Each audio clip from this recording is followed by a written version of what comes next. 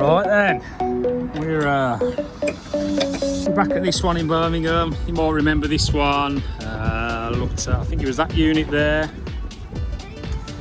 So we looked at that. I think that had the LC fault when I came last time. Well, I've since fixed that unit. I did get some footage, but I got it all on my GoPro, and then the memory card went corrupt. I had to format it, so I lost pretty much everything.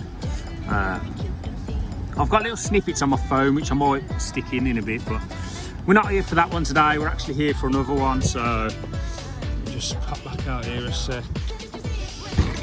You'll see there that controller's flashing, so, and it was actually flashing an L5 error. So you probably all know what an L5 error is if you work on Daikin kit.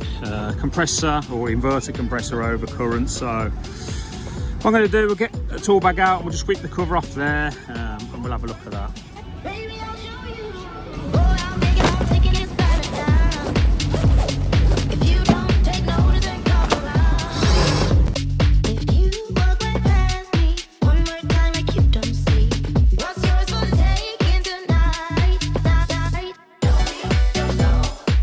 Right then, we've got the covers off this, so I just thought I'd show you sort of where how I tackle an overcurrent alarm. So obviously there's a problem with the inverter compressor circuit, so we've obviously got an inverter compressor. We've got an inverter board behind there, which is going to power that compressor. So first thing I'd probably do is obviously switch the unit off, make sure you got it locked off, and then just take these covers off here. This one's a bit beat up because it has had a compressor change in its lifetime, as you can see. I'm pretty sure I've recommended this, but they may have been out of stock, or they didn't go ahead with the quote. But we're just going to take that cover off there to expose the terminals. Then we're going to pull them off the compressor, and we're going to do an insulation resistance test. I like to use these actually. I bought these because I wanted to show you these. So I know you've all seen these in my last videos because I'm always using them. These are the multi-ergo 45 pliers. These ones are from NWS. One of my most used tools these are for things like PCBs and pulling plugs. And they do. So Irwin also do a version. It's exactly the same tool. Ergo Multi, made in Germany, but it's just branded Irwin. I think they've stopped making these, to be honest, but I bagged these on Amazon for about £20, so someone on Instagram pointed me on the right direction, so thank you very much. I'm now going to have a pair in each bag because that's how much I like them, so we'll use the VDE ones for this. So we're just going to pull these off here.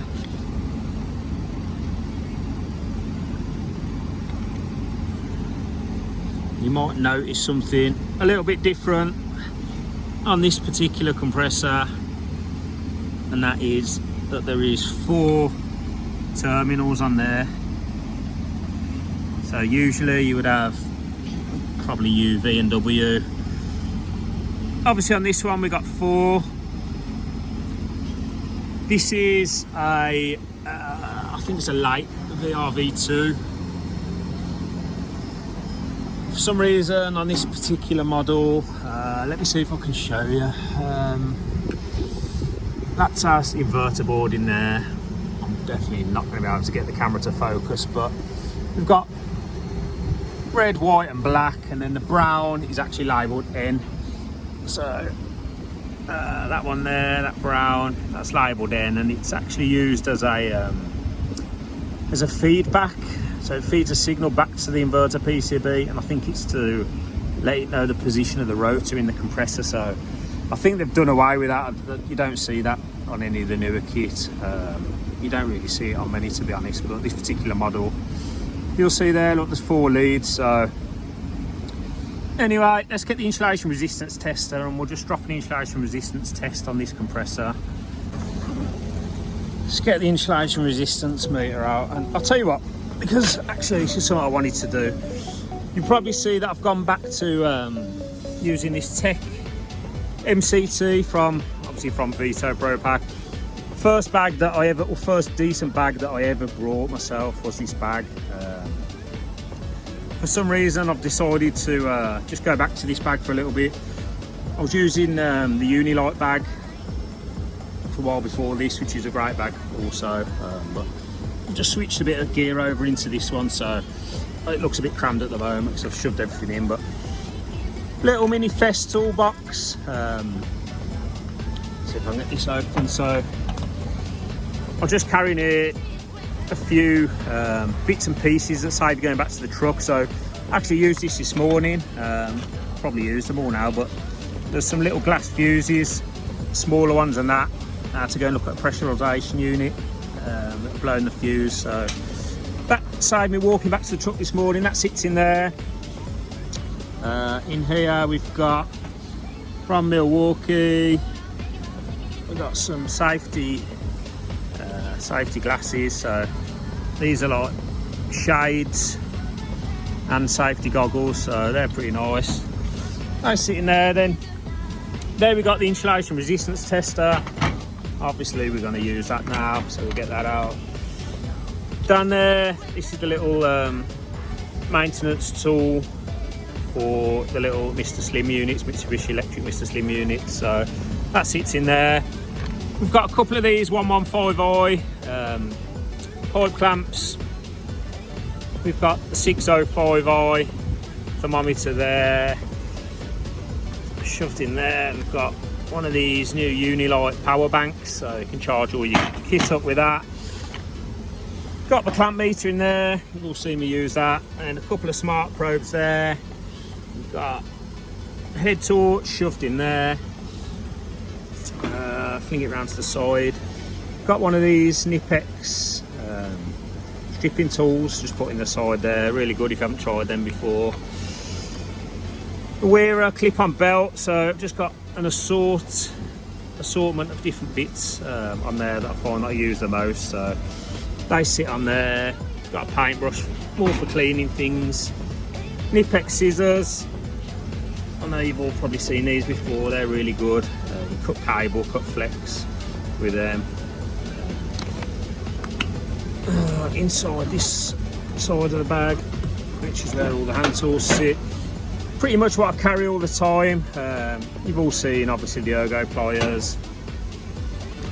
Down there we've got a pair of Milwaukee scissors, really handy for cutting filter media they are.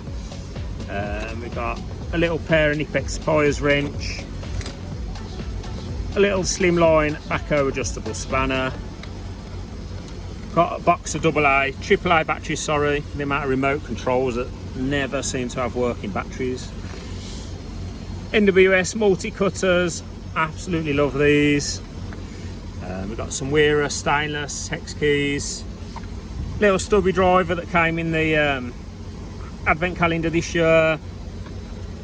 Super nips, always bang on about them. We've got a selection of Wearer Joker spanners, some of the most common ones that I use. Couple of T-handle hex drivers, taking out grub screws. An extension for the Wearer Z-clop. The Wearer Z-clop, that sits in there. And I've showed you all that before. Selection of drivers. We've got a pliers wrench in there. Pair of Cobras in there. A couple of little micro drivers, and then little Wearer ratchet, some screwdriver bits. We've got a pen. We've got a little Wago with a little link if we need it. That's it really. That's what I'm using for a little bit. Still got all the other bags. I still use the other bags for different things, but there's a little bit of a call out bag. Started using that, so let's get this rigged up and we'll just check that insulation resistance. Right, I'll just pop that on there for now. So let me see if I can hold the camera.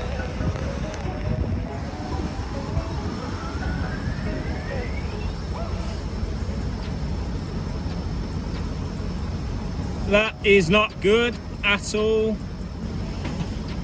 So there you go, look, that is pretty much down to earth. Well, it is down to earth, so let me just pop it on some of the others and we'll have a look. Yeah, on that one.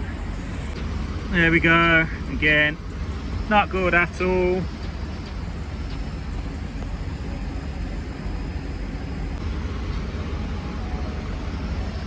Right then, I think it's safe to say the windings on this are down to earth.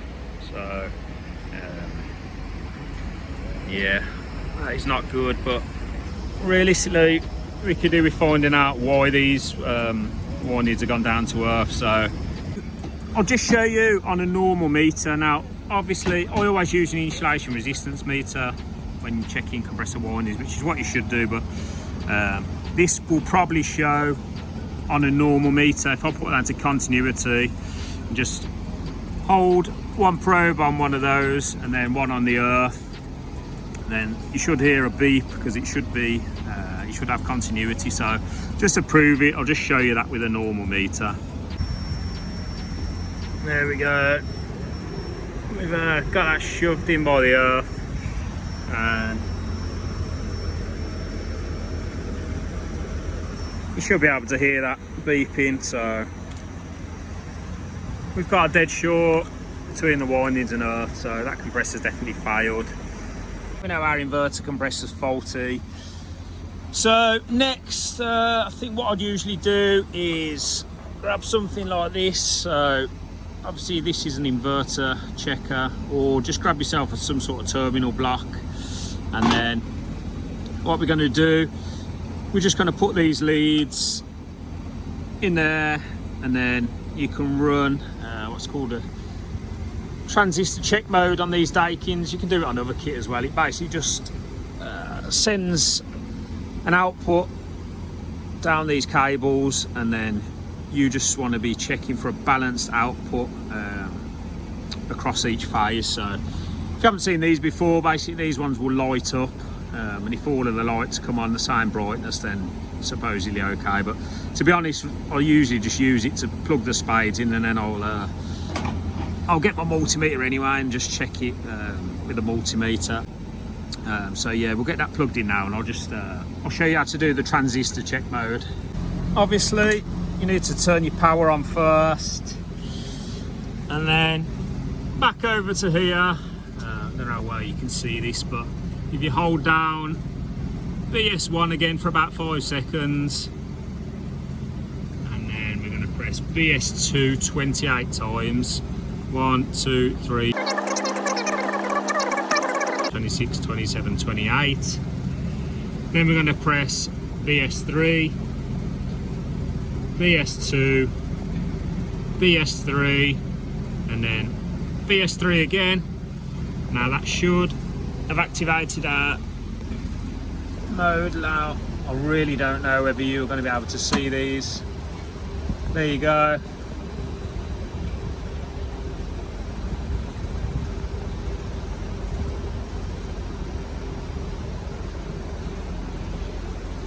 So hopefully you can see that. Actually probably looks a bit better there, to be honest. These things work by if everything lights up like that, then that's a balanced output. I'm not going to be able to show you with this because I haven't got enough hands, but usually I'll just check each one of them. So I'll do that anyway now, I just won't be able to film it. They're all good, so if you just press BS1, that will take you back out of that mode. I'm just going to turn that back off for a minute. All that, it can be found in the manual, it can be found on the app, so it's nothing that you can't find yourself. So I've done that check. That's one check on the inverter board you can do. The other check is going to involve you, basically you're going to have to remove this front section, actually get to the board, and it's basically a diode check. So it's all in the manual again, to be fair. It shows you what to check, or how to test the diodes on that inverter board up there. I'm not going to show you that in this video, but again, another reason why I like this meter. So you'll see there, look, this one's got a diode test function. So honestly, for about £100, this meter is bang on. It's got so many features, especially if you're a HVAC or air conditioning engineer. So yeah, that's another check you can do, just to clarify that that board's not faulty. So like I said, I'm not going to show you that in this video. So I've put a smart probe on there. I've showed these in my previous video just to check what sort of pressure we've got, and we've got hardly anything. So we've got just below 2 bar standing pressure, so there is 100% a leak on this system. So obviously we've discovered that compressor's faulty. What I like to do is just try and have a look why, why has that compressor failed. So just obviously there's only so much you can check without the system running, but you can have a look around and just check over all the components that you can.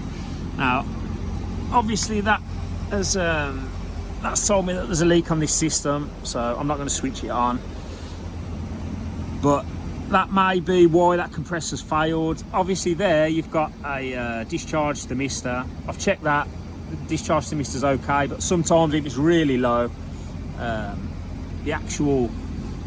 the body or the shell of the compressor gets ridiculously hot, and it doesn't quite get hot enough there to trigger an alarm. I think on the newer Daikins they've got like body or shell temperature thermistors, so probably to stop that, to be fair. So that might be why that compressor's failed. Obviously we're really low on refrigerant, that could have overheated and yeah, subsequently caused damage. So what we're going to do, we're just going to go and have a word with the customer and just see if he's happy for us to get the refrigerant out while we're here. We've got the last of that refrigerant out. Spoke to the customer and he's happy to get that out straight away. Obviously I've got that in refrigerant recovery mode. If you want to know more about that, check my last video because it explains about Daikin's refrigerant recovery mode. But yeah, sad day, this could be the end for this Daikin VRV. So these are their VRV2s. They're quite old, but basically the tenant that occupies the space that this system serves is moving out, and they're considering basically stripping out that office space, obviously stripping out this kit as well and upgrading it for some newer kit. So this might be the last that I see of this system.